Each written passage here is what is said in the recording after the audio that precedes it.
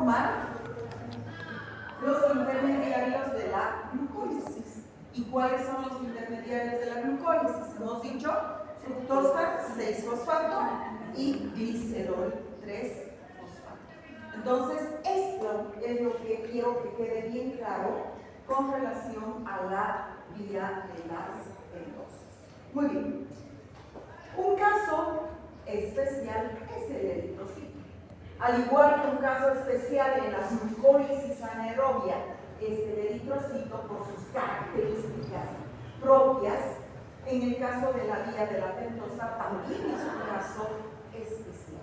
¿Por qué? Porque el eritrocito no necesita ribosa. Entonces, ¿por qué se va a producir la vía de la pentosa fosfato en el eritrocito? Por su necesidad de NAD-fosfato reducido.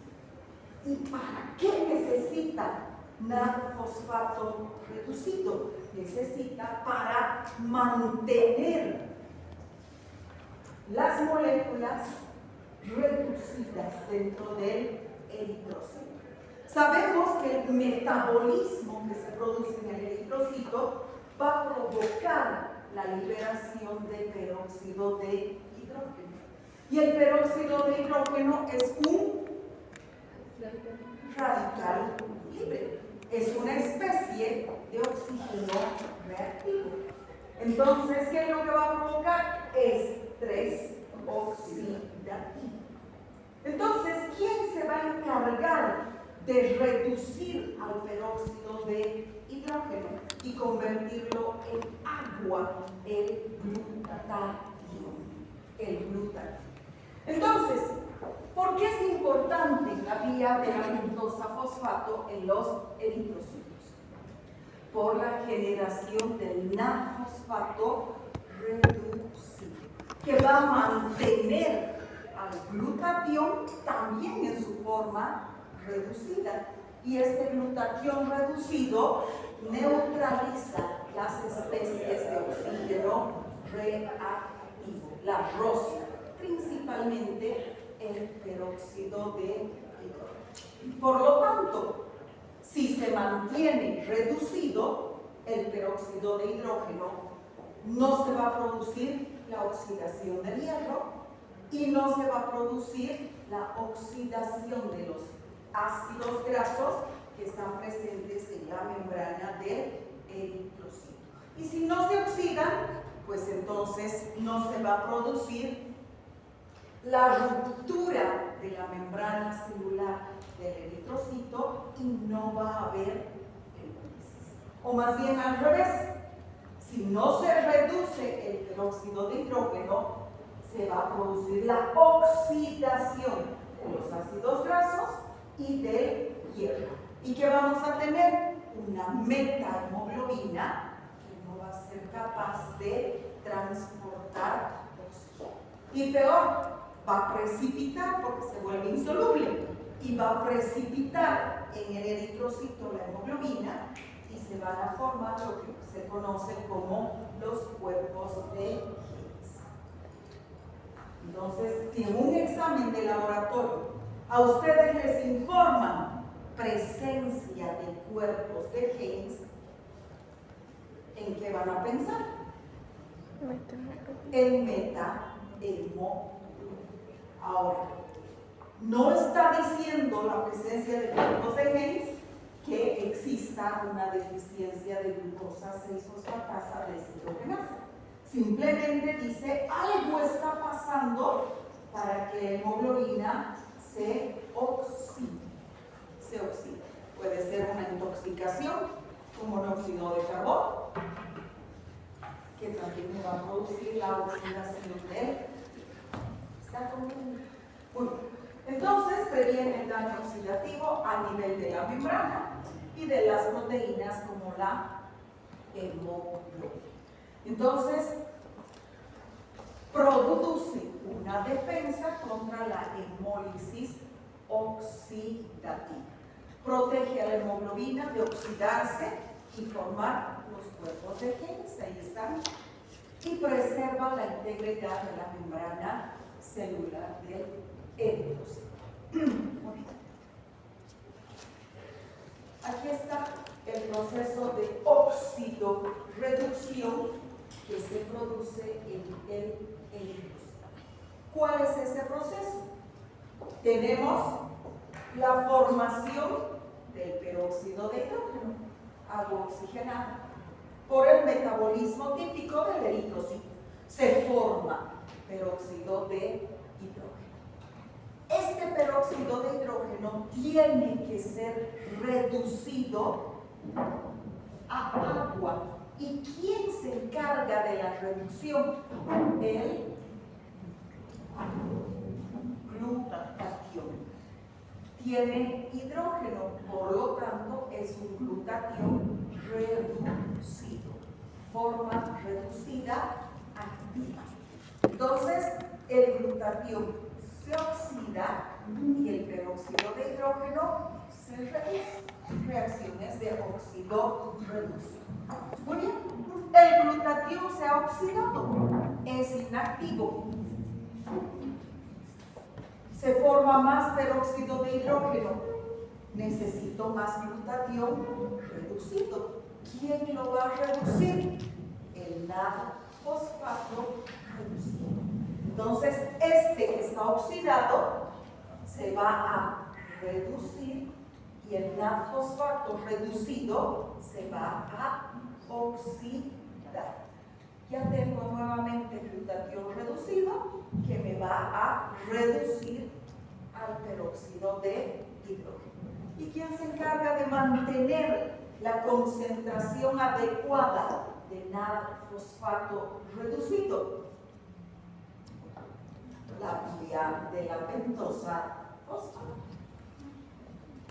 Por eso es importante en el eritrocito la vía de la pentosa fosfato, porque siempre va a tener el eritrocito NAD-fosfato reducido. ¿Está comprendiendo? Muy bien.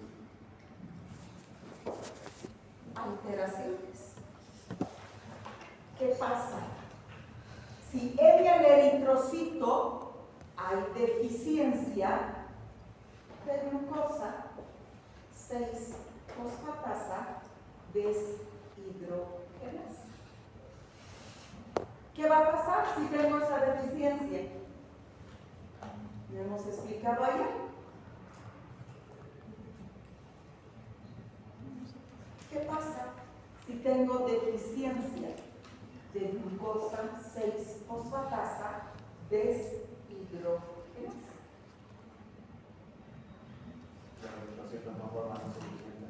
Los eritrocitos no forman suficiente cantidad de NAD-fosfato reducido. Y si no forman suficiente cantidad de NAD-fosfato reducido, ¿qué sucede? No hay glutatión. ¿Qué va a pasar? Lo que acabo de explicarles. Se va a producir daño oxidativo en el eritrocito y vamos a tener la formación de methemoglobina y vamos a tener la lisis de la membrana celular del eritrocito. Pero también hemos mencionado que esta deficiencia enzimática es la más común de todas las deficiencias enzimáticas que hemos estudiado hasta ahora. Y es común ¿dónde? En África, es común en Europa y es común en Latinoamérica. O sea que cualquiera de nosotros podría tener la deficiencia de glucosa 6-fosfatasa deshidrogenasa. ¿Y por qué no tenemos hemólisis? Porque para que se produzca el estrés oxidativo necesitamos un factor desencadenante. Es necesario el factor desencadenante. ¿Y cuáles son los factores desencadenantes? Aquí está. Es el defecto más común, es el más común de los defectos enzimáticos hereditarios, va a producir una anemia hemolítica grave que va a aumentar la susceptibilidad al daño oxidativo debido a la incapacidad de reducir el NAD-fosfato. Lo que me falta es glucosa 6-fosfatasa deshidrogenasa, que es justamente la que reduce y la que convierte la glucosa 6-fosfato en gluconolactona.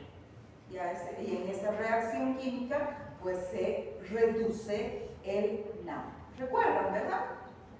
Aquí está. Glucosa 6-fosfato, actúa la glucosa 6-fosfatasa deshidrogenasa, se produce la fosfogluconolactona y el NAD-fosfato se reduce. Entonces, no se va a reducir el fosfato, el NAD-fosfato. La enfermedad es asintomática y solo se manifiesta con la ingestión de desencadenantes. ¿Qué me va a producir? La crisis hemolítica. ¿Qué es lo que me va a producir? Un proceso infeccioso. ¿Por qué? Porque sabemos que las infecciones producen exceso de radicales libres. Y si en el eritrocito aumenta el peróxido de hidrógeno, pues obviamente, ¿qué es lo que va a suceder? Tengo un exceso de peróxido de hidrógeno, necesito exceso de glutatión reducido y voy a tener exceso de glutatión oxidado, pero este está disminuido porque no tengo la enzima, tengo enzima en cantidad menor a los requerimientos. Entonces voy a tener un acúmulo de peróxido de hidrógeno que me va a producir oxidación del hierro de la hemoglobina y oxidación de los ácidos grasos en la membrana del eritrocito. Y si los ácidos grasos de la membrana del eritrocito se oxidan, vamos a entrar en peroxidación lipídica. Y eso va a provocar ruptura de la membrana. Hemólisis intravascular masiva. Y obviamente, si hay hemólisis intravascular masiva, pues obviamente vamos a tener aumento de la bilirrubina indirecta, aumento de la lactato deshidrogenasa que está en el eritrocito y todo lo que ustedes ya conocen. ¿Está comprendiendo? ¿Qué otros factores desencadenantes tenemos? Obviamente, infecciones virales, bacterianas, la fiebre. Todos estos producen un aumento de radicales libres. Fármacos oxidantes. Estos fármacos producen oxidación. ¿Por qué? Porque se metabolizan en el hígado y van a provocar que el complejo citocromo P450 trate de desintoxicar al organismo, pero va a provocar una gran cantidad de productos oxidados, peróxido de hidrógeno, radicales libres del oxígeno. ¿Cuáles son estos fármacos? Las sulfas. La más común de las sulfas es el sulfamethoxazol más trimetoprima, más conocido como Bactrim. ¿Para qué sirve? Infecciones de la garganta. ¿Qué más tenemos? La primaquina. Eso ustedes saben, ¿para qué sirve? Malaria. Para el tratamiento de la malaria, del paludismo. ¿Y dónde es endémico el paludismo en el mundo? En el África, y donde tenemos gran cantidad de incidencia de deficiencia de glucosa 6-fosfatasa deshidrogenasa. Lo que va a provocar una resistencia natural a la malaria. ¿Por qué? Porque los pacientes tienen hemólisis antes de tiempo. Entonces se rompen los eritrocitos antes de que el plasmodio complete su ciclo biológico. Dapsona. ¿Alguien sabe para qué sirve la dapsona? Para el tratamiento de una infección bacteriana. Para la lepra. La dapsona se utiliza para el tratamiento de la lepra. Y finalmente, la nitrofurantoína. ¿Alguien sabe para qué sirve la nitrofurantoína? Antiséptico urinario para el tratamiento de las infecciones urinarias. Entonces, fíjense, estamos hablando de fármacos. Aquí, no sé si entre alimentos o fármacos, por eso no le he puesto el exceso de vitamina C. El consumo excesivo de habas, increíble, pero los metabolitos de la degradación de las habas producen estrés oxidativo. Y la patología se llama fabismo. Por consumir habas, voy a tener, si tengo deficiencia de glucosa 6-fosfatasa deshidrogenasa, voy a tener hemólisis intravascular masiva. ¿Por qué? Porque están produciendo exceso de radicales libres. Y por supuesto, el estrés metabólico, causado ya sea por ejercicio exagerado o por ayuno prolongado. En cualquier caso, voy a tener exceso de productos oxidados. ¿Está completo? Muy bien. Y finalmente, el metabolismo de la fructosa. La fructosa es un producto que puede ser intermediario de la glucólisis, ya sabemos que se forma fructosa 6-fosfato, o puede ser un monosacárido que va a ser ingerido junto con la dieta. Si nosotros consumimos frutas, sabemos que la fructosa es el azúcar de las frutas. Entonces, pues vamos a tener fructosa. Esta fructosa puede tener dos vías metabólicas. Una primera vía metabólica, que sería obviamente la glucólisis, que ya la conocemos, y la fructosa se convierte en fructosa 6-fosfato, y la fructosa 6-fosfato en fructosa 1,6-difosfato, y finalmente se parte.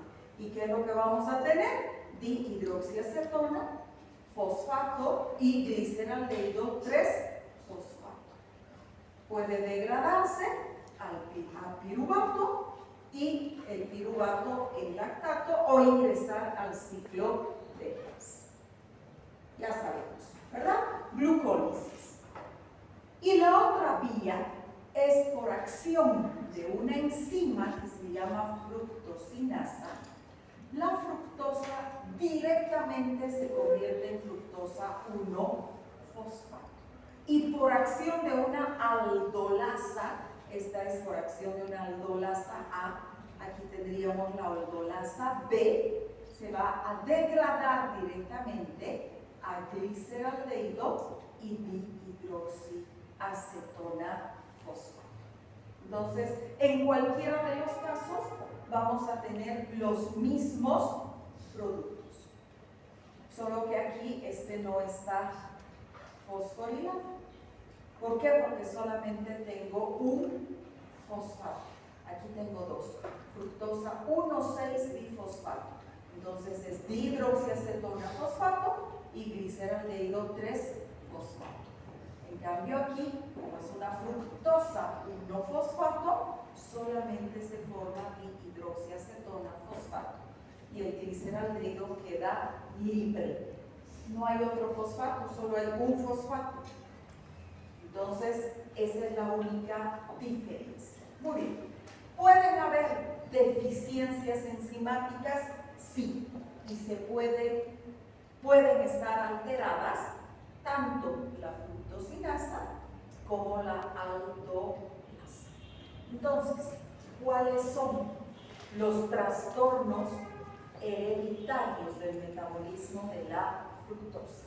Podemos tener intolerancia hereditaria a la fructosa. ¿Dónde está el problema? En la aldolasa B. Entonces hay un déficit de aldolasa B. ¿Y qué es lo que se va a acumular? Si no tengo esta, voy a tener acúmulo de la fructosa 1-fosfato. Pero esta fructosa 1-fosfato puede unirse a la glucogenólisis, perdón, a la glucólisis, ¿sí? Entonces vamos a tener acúmulo de fructosa 1-fosfato. Pero este exceso de fructosa 1-fosfato inhibe la glucogenólisis, la degradación del glucógeno. ¿Por qué? Porque como aumenta la fructosa 1-fosfato, se ensambla directamente a la glucólisis y hace creer al organismo que hay exceso de glucosa. Entonces, ¿por qué? Porque al ensamblarse voy a tener liberación de piruvato o voy a tener exceso de energía porque ingresa al ciclo de Krebs. Pero puedo tener una glicemia. ¿Están comprendiendo? ¿Verdad? ¿Sí o no? Se está ensamblando a la glucólisis, pero no a partir de glucosa. Se está ensamblando a la mitad y me está liberando piruvato.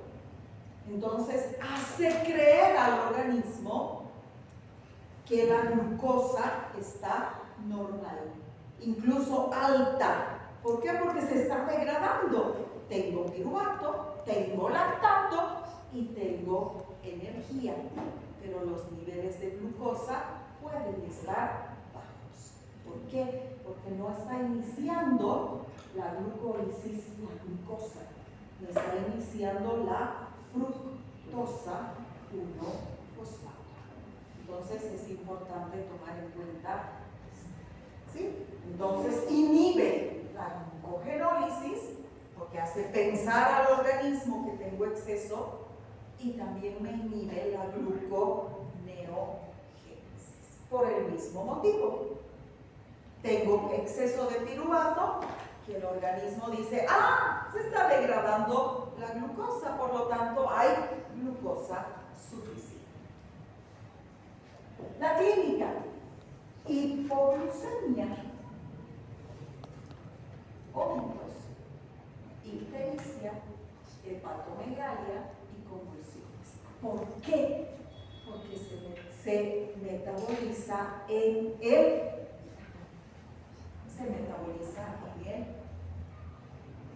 ¿Y por qué voy a tener hemólisis? Por lo que acabamos de ver. Hay deficiencia de glucosa, hay deficiencia de glucosa 6-fosfato en el eritrocito. No inicia la vía de la glucosa. ¿Por qué? Porque me falta glucosa. ¿Está comprendido? Se manifiesta al introducir fructosa o sacarosa en la dieta. Obviamente, si no consumimos frutas o no consumimos sacarosa, que tiene, la sacarosa que tiene glucosa más fructosa, voy a tener estas manifestaciones. Si dejo de consumir frutas y dejo de consumir azúcar, sacarosa, no tengo esta sintomatología. porque el problema no está en el metabolismo de la glucosa, el problema está en el metabolismo de la fructosa. Si no consumo fructosa, no tengo síntomas. ¿Está comprendido? Muy bien. Y por otro lado tenemos lo que se llama la fructosuria esencial. ¿Dónde está el problema? Aquí, en la deficiencia de la fructosinasa. Es una enfermedad benigna. ¿Y qué es lo que va a pasar? Como no tengo la fructosinasa, la fructosa no se fosforila. Pero la fructosa es un monosacárido que se filtra a nivel del glomérulo renal, igual que la glucosa. Pero a diferencia de la glucosa, no la reabsorbo. Entonces se filtra y se elimina junto con la orina. No se acumula. Vamos a tener fructosuria. Entonces, benigna, la fructosa no se fosforila y se elimina a través de la orina. Es asintomática. Y si encontramos esta fructosuria esencial, va a ser un hallazgo incidental. O sea, por accidente vamos a encontrar fructosa en la orina. ¿Cómo? Utilizando los glucómetros, la única forma. Porque los reactivos de laboratorio me identifican glucosa.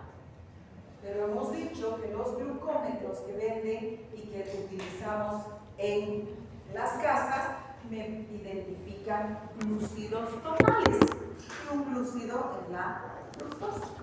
Entonces, en este caso vamos a tener, entre comillas, glucosuria positiva. No es glucosa, es fructosa. Se va a hacer el paciente exámenes de laboratorio y le van a decir glucosuria negativa. Pero ¿por qué hay la diferencia? Analizaremos. Como en el laboratorio se sabe que los glucómetros me miden glúcidos totales, entonces lo que puede estar en la orina es otro hidrato de carbono, no glucosa. Y ahí se hace el examen para fructosa y da positivo. ¿Está comprendido? Ahora, estas deficiencias hereditarias tienen su lado positivo. Los niños que tienen estas patologías repelen a las sustancias dulces, a las frutas. No quieren comer frutas porque saben, estos niños, que se sienten mal después de consumir estas frutas. Entonces, automáticamente, el niño que tiene estas deficiencias enzimáticas no quiere consumir ni azúcar ni frutas. Y también tienen su lado positivo, no tienen caries bucales, dentales. Tienen unos dientes espectaculares. Importancia clínica. ¿Por qué el metabolismo de la fructosa es tan importante? Porque nos puede provocar síndrome metabólico y obesidad. Una dieta alta en fructosa favorece la lipogénesis hepática. No alcohólico. El hígado graso no alcohólico, porque me va a provocar un aumento de triglicéridos. ¿Y por qué me va a aumentar los triglicéridos? ¿Quién me dice?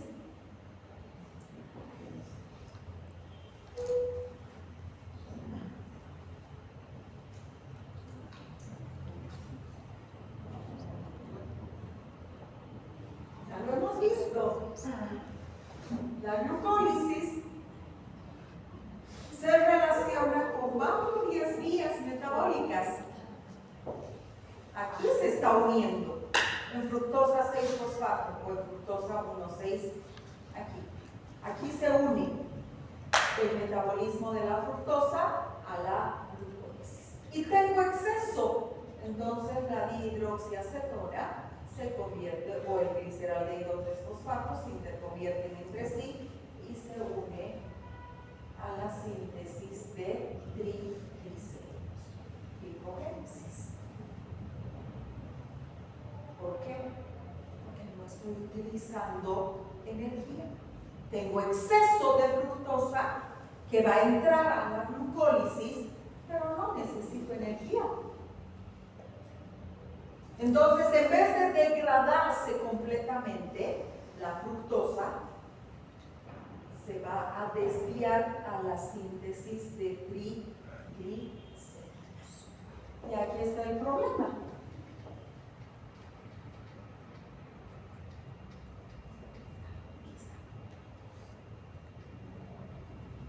Aquí está el problema.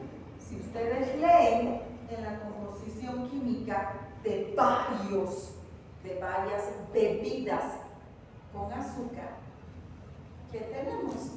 No tenemos glucosa. Dice glucosa 0. Dice fructosa. Peor que la glucosa. Va a provocar síndrome metabólico y obesidad.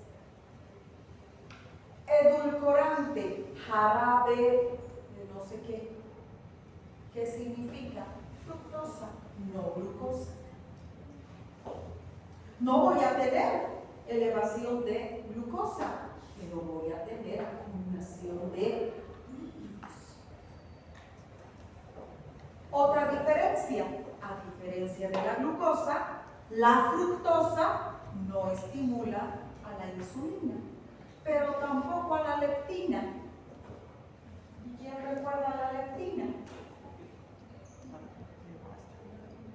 Es la molécula que produce saciedad. Y nosotros podemos tomar y comer fruta todo el día sin llenarnos. Todo el día podemos estar comiendo fruta y nunca nos vamos a llenar. Y eso provoca síndrome metabólico. ¿Por qué nos hacemos adictos a algunas bebidas energéticas, azucaradas? Porque están a base de fructosa, no glucosa. Y podemos tomar todo el día y nunca nos vamos a saciar, porque no estimulan a la leptina, y la leptina es la molécula que produce saciedad. Puede provocar hiperuricemia y gota, ¿sí? ¿Sí? ¿Por qué? Por el catabolismo del adenosinmonofosfato, provocada por la fosforilación rápida de la fructosa. Y si este se degrada, ¿qué tipo de molécula es? Adenina. Es una base úrica. Y cuando se degrada, te produce ácido úrico. O sea que las frutas no habían sido tan inofensivas, son más peligrosas que la glucosa. Diabetes mellitus. El metabolismo de fructosa es independiente de insulina, pero contribuye indirectamente a la resistencia a la insulina. ¿Por qué? Porque me produce dislipidemias. Me produce un aumento de ácidos grasos. O sea que tampoco le daremos al paciente diabético muchas frutas, porque vamos a complicar su diabetes. ¿Está comprendido? Hemos tardado más de lo que pensé. A ver, jueves.